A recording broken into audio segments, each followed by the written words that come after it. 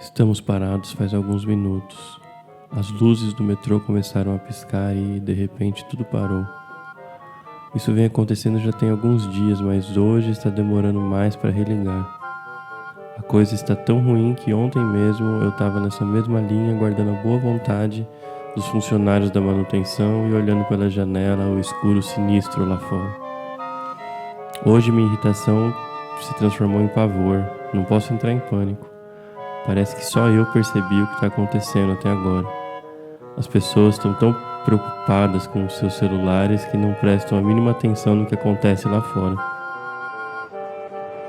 Eu sempre detestei o metrô. No dia a dia, tento andar pela cidade só de bicicleta. Me ajuda a sentir bem fisicamente. Quando não é possível, tento ir de ônibus. O metrô é meu maior problema nessa cidade. Detesto ambientes fechados, detesto lugares cheios. Não suporto não poder sair de um lugar a hora que eu quiser. Por isso tudo que eu detesto o metrô. Além disso, tem a questão de que nem todas as composições são novas e limpas. Na verdade, quase nenhuma é. A que eu tô agora, por exemplo, tá caindo aos pedaços. Os bancos e as paredes foram tão pichados que parece até ser de outra cor. As lâmpadas acendem, mas as luminárias estão tão sujas que fica com uma tonalidade estranha. Apesar de tudo isso, sempre que ando de metrô acabo cochilando. Deve ser por conta dessa atmosfera, a meia luz. Acho que é a minha insônia também. Moro bem longe do trabalho e quando vou de metrô, pego na primeira estação. O vagão ainda está vazio, então eu consigo sentar e cochilar o caminho todo. Agora que o inverno chegou, não sobram muitas opções, aí acabo indo de metrô mesmo. Abraço minha mochila, coloco o capuz da blusa e só acordo quando chego na estação final, onde desço para ir para o trabalho. Mas ultimamente o trem tem parado no trilho entre uma estação e outra. Depois de muitos solavancos, daqueles fortes a ponto de derrubar as pessoas do banco, ele para como se tivesse enguiçado. Fica assim por alguns instantes e depois começa a andar lentamente rumo à próxima estação. Ontem algo bizarro aconteceu nesse mesmo lugar em que estamos agora. Havíamos acabado de sair da estação quando o trem parou com alguns engasgos, como um carro acabando combustível. Estava com sono, mas não pretendia dormir daquela vez. Precisava reler alguns assuntos para a apresentação que faria no trabalho. Eu estava com todos os papéis nas mãos, pronto para começar, quando a luz piscou e só restou a luz de emergência. Acabei desistindo, já que seria inútil tentar ler sem uma luz adequada. Era uma manhã muito fria e o metrô, diferente de lá fora, estava com uma temperatura agradável. Eu havia dormido mal, graças à péssima calefação do meu quarto. Enquanto eu aguardava o trem e a luz voltarem ao normal, meus olhos começaram a fechar, tamanho sono que eu sentia. Antes que eu me desse conta, estava com o rosto encostado no vidro e os olhos oscilando entre aberto e fechado. A escuridão do túnel, quase absoluta, o murmúrio das pessoas, o barulho do exaustor de ar. Comecei a sentir um sono incontrolável. Naquele momento, até esqueci o quanto eu odiava estar ali no metrô. De repente, na parede do túnel, vi uma silhueta. Aquilo me tirou completamente do lugar de conforto que estava. Quando tentei fixar a imagem no olhar, não consegui.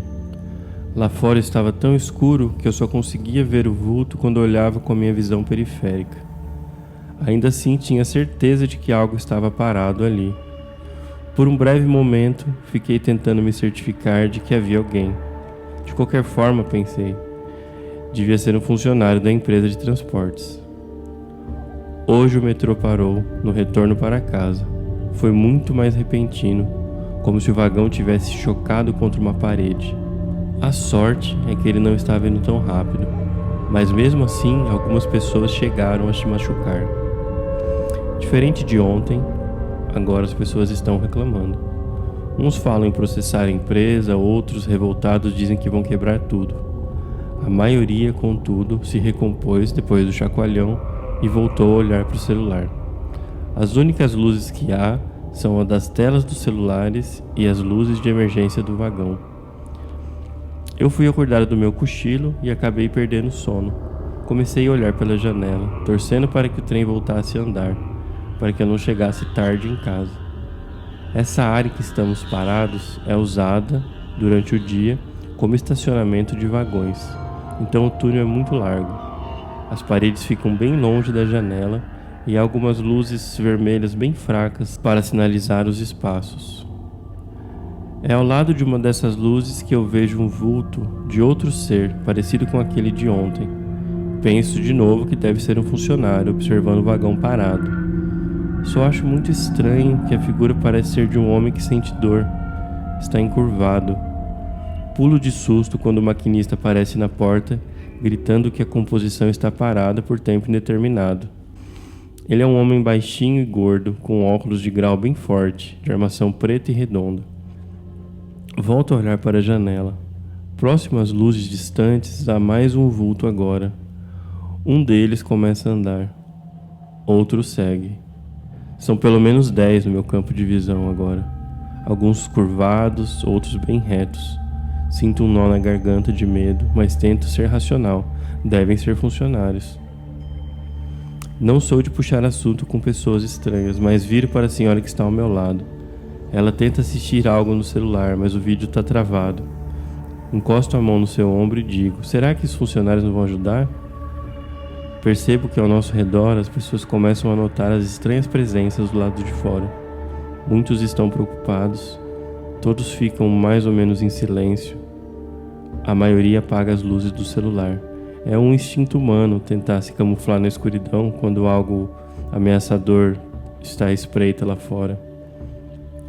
As luzes de sinalização se apagaram. Meu terror aumenta quando percebo que não se apagaram, mas na verdade foram cobertas por uma multidão daquelas pessoas estranhas que, enfileiradas, se aproximam lentamente do trem. Estamos cercados. Ouço um barulho muito alto na lataria do vagão.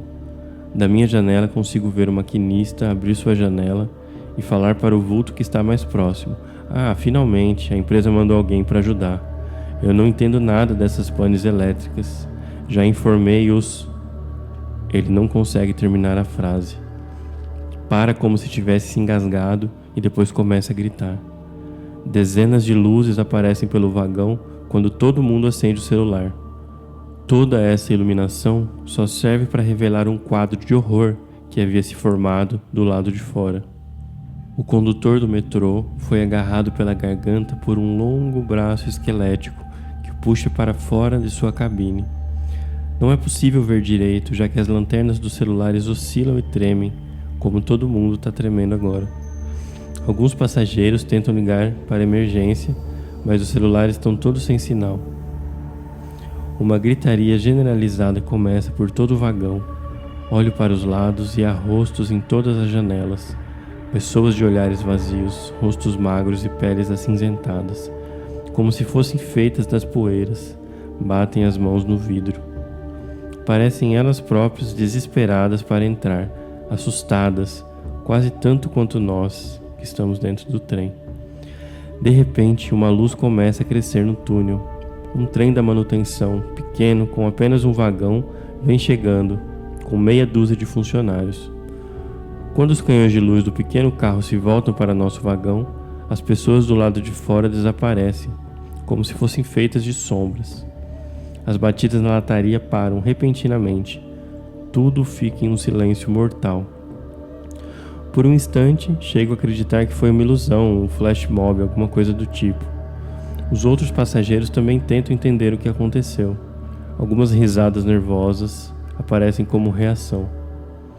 Vemos os funcionários, apressados, passarem pelas janelas. Outro vagão de manutenção chega e agora as luzes do nosso vagão se acendem, finalmente. Nas caixas de som do vagão uma voz ecoa. É o maquinista, mas parece ser uma voz diferente, não a mesma do maquinista que foi agarrado pelo pescoço. Pedimos desculpa pelo atraso. Vamos seguir viagem. Tenham todos um bom dia. A composição volta a andar. Há uma intensa movimentação do lado de fora. Diferente do novo maquinista que deu o recado com a voz calma, os funcionários que estão lá fora parecem agitados. Vejo um deles falando. Parece que aconteceu de novo. Quando o metrô ganha velocidade, vejo, no meio da poeira, o brilho de um óculos de armação redonda. Nos dias seguintes fui trabalhar de bicicleta, mesmo no frio e na chuva. Procurei a fundo notícias sobre o acontecimento, qualquer coisa que me garantisse que aquilo realmente aconteceu. Encontrei duas coisas. Um comentário em um grupo de funcionários do metrô, lamentando o misterioso desaparecimento de mais um maquinista. Encontrei também uma denúncia em um jornal de um sindicato, alegando que a concessionária que está cuidando do metrô, depois de sua privatização, tem um acordo com uma indústria farmacêutica para testar um novo estimulante que ajudaria os funcionários a ficarem mais horas acordados.